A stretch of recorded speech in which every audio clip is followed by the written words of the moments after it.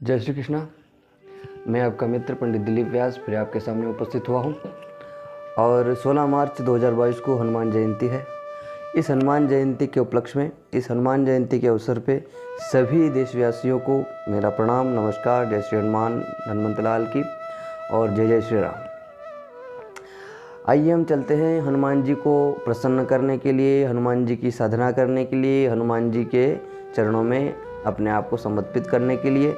अगर जो व्यक्ति हनुमान जी की उपासक हैं, हनुमान जी की पूजा प्रार्थना कर रहे हैं और उनको लग रहा है कि हनुमान जी महाराज उनके कार्य सिद्ध नहीं कर रहे हैं और कहीं ना कहीं अड़चन आ रही है, कार्य सिद्ध नहीं हो रहे हैं, तो कहीं ना कहीं हमसे कुछ मिस्टेक या कुछ गलतियां हो रही है।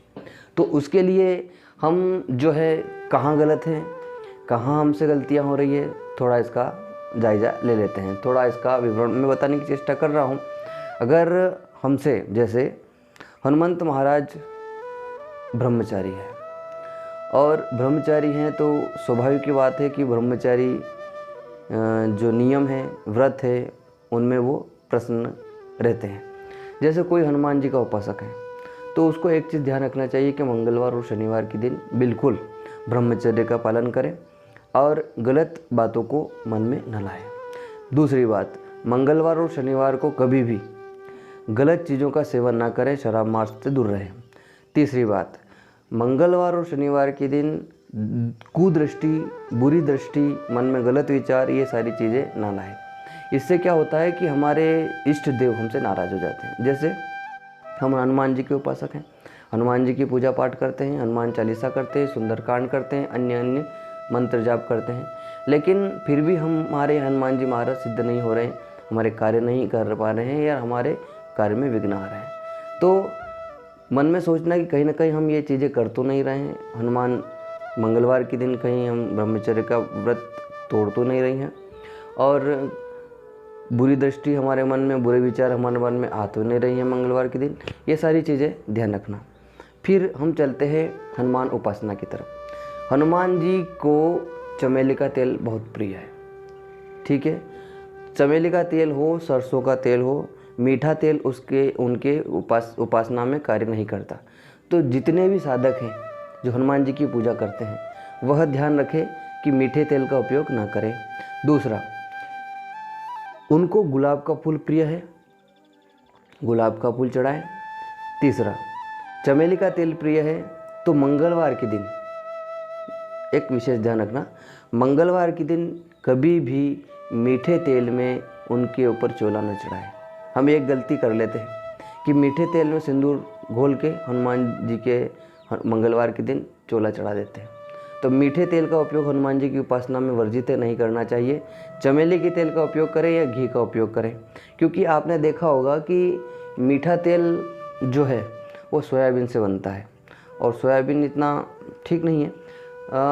अगर मान लो चमेली का तेल हो, क्योंकि चमेली का पुष्प हनुमान जी को प्रिय है, इसलिए चमेली का तेल उनको प्रिय है। फिर बात करते हैं हम हनुमान जी की उपासना में सबसे लाभकारी मंत्र है ओम हम हनुमंते नमः, इसका जाप करें। दूसरी बात, हनुमान जी की उपासना में हनुमान चालीसा पूरी करें। और अगर मान लो अपने को कोई कष्ट है, मान लो कोई कष्ट आ रहा है जीवन में, तो हनुमान अष्टक का उपयोग, हनुमान अष्टक का वाचन या हनुमान अष्टक का पाठ हनुमान चालीसा के बाद करें। एक और बात आपको बता दूं मैं कि हनुमान जी की उपासना करते करते हमको काफ़ी समय हो भी गया है लेकिन फल हमें नहीं मिल पा रहा है। क्या कारण हो सकता है? कारण ये है कि हम उसका संकल्प नहीं कर पाते। जैसे मान लो आज जो इस वीडियो को देख रहा है, सुन रहा है, पहले फुर्सत में मंगलवार के दिन, शुक्ल पक्ष के मंगलवार के दिन उठना और अपने हस्त में जल लेना, चावल लेना, अक्षत लेना और सिंदूर डाल देना उसमें या कंकु डाल देना। उस दिन संकल्प करना। संस्कृत नहीं आती हो तो कोई बात नहीं, मैं जो बोल रहा हूँ वो दोहरा देना। आपको ये दोहराना है कि हे हनुमान जी महाराज, मैं आपका नाम, आपके पिता का नाम, कुल, गोत्र, समय, स्थान, ये चीज़ें बोलकर हनुमान जी महाराज से प्रार्थना करना कि हे भगवान, मैं आज से आपकी उपासना कर रहा हूँ और मेरी उपासना आपको सफल करना है। मेरा सामर्थ्य नहीं है कि मैं आपकी उपासना कर पाऊँ, आपने ही मुझे ज्ञान दिया है, आपने ही मुझे चेतना दी है कि मैं आपकी उपासना करने के लिए तैयार हुआ हूँ। तो मेरी इस उपासना को पूर्ण करें और आपको ही इस मेरी उपासना को पूर्ण करके आपको ही फल प्राप्त दे करवाना है मुझे, मेरी सामर्थ्य नहीं है। ऐसा बोल के वो जल हनुमान जी के चरणों में चढ़ा दे। लाल आसन का उपयोग करें। कभी भी हनुमान जी की पूजा करते समय दूसरा आसन न बिछाए, लाल आसन। हो सके तो लाल कपड़ों को पहनकर ही बैठे। अगर लाल कपड़ा आपके पास नहीं है तो लाल गमछा डाल लें, लाल सिंदूर की बिंदी लगा लें। और ऐसा करने से आप तुलसी दल की जो माला होती है, तुलसी की माला होती है, उससे ओम हम हनुमंते नमः का जाप करें। हनुमंते नमः का जाप करने से ये महामंत्र है हनुमान जी महाराज का, इसका जाप करने से हनुमान जी महाराज प्रसन्न होते हैं। और एक और बात आप ध्यान रखें कि अगर लगातार आपने 3 महीने तक बिना टूटे, बिना कुछ गड़बड़ किए हनुमान जी महाराज की उपासना कर ली और नियम भंग नहीं किया, तो सिद्ध हो जाते हैं हनुमान जी महाराज और आपके सपने में आकर अनुभव करवाने लगते हैं। दूसरी बात, जो व्यक्ति हनुमान जी की पूर्ण उपासना करना चाहता है, कोई व्यक्ति कार्य सिद्धि के लिए करता है, जो व्यक्ति कार्य सिद्धि के लिए करता है वो 41 दिन तक हनुमान चालीसा करे, निश्चित समय पे संकल्प लेके, और हनुमान जी के सामने लाल आसन पे बैठ के लाल कपड़ा बिछाए, उन पे हनुमान जी की मूर्ति स्थापित करें, चमेली का तेल का दीपक लगाएं और गूगल का होम करें। ये करने से हमें लगातार 41 दिन तक अगर हम वो साधना करते हैं तो किसी भी कार्य के लिए हम उस हनुमान जी महाराज की साधना करते हैं तो वह कार्य सिद्ध होता है। फिर ये कार्य साधना वाला काम हुआ। फिर अगर हम उम्र भर के लिए हनुमान जी की पूजा पाठ करना चाहते हैं, उनको इष्ट बनाना चाहते हैं, तो एक चीज़ का विशेष ध्यान रखें कि हनुमान जी महाराज ब्रह्मचारी के देवता हैं, ब्रह्मचारी है।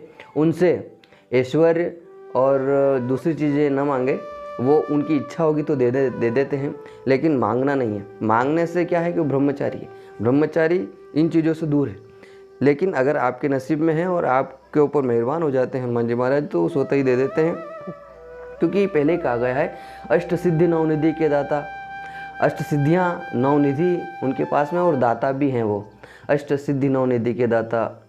तो इसलिए उनके पास में सभी चीज़ें हैं, सभी दे देते हैं।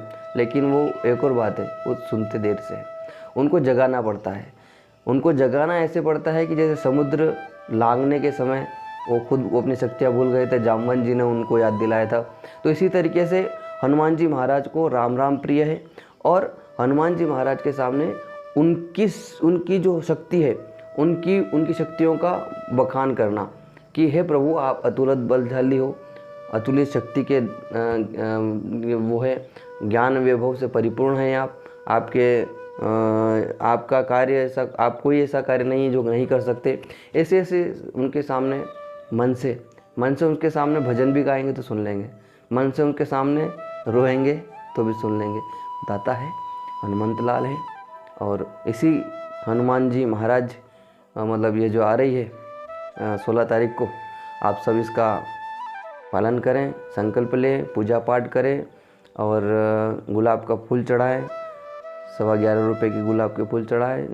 निश्चित मानिए आपका कार्य होगा। जय श्री हनुमान जी महाराज की जय।